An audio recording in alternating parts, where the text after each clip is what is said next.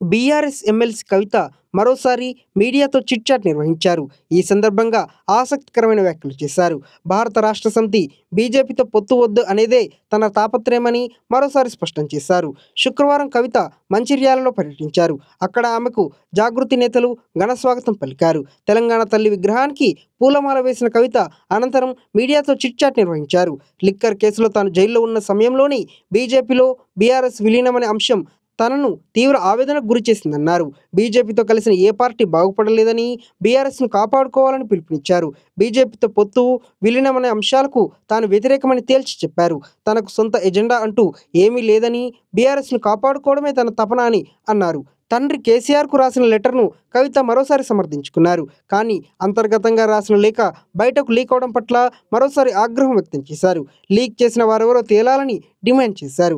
కేసీఆర్ను కలిసే అవకాశం వచ్చినా లేఖ లీక్ వ్యవహారంతో కలవలేకపోయినట్లు తెలిపారు. కొత్త పార్టీ పెట్టే ఉద్దేశం తనకు లేదన్నారు. అలాగే బీఆర్ఎస్ నుండి బహిష్కరిస్తే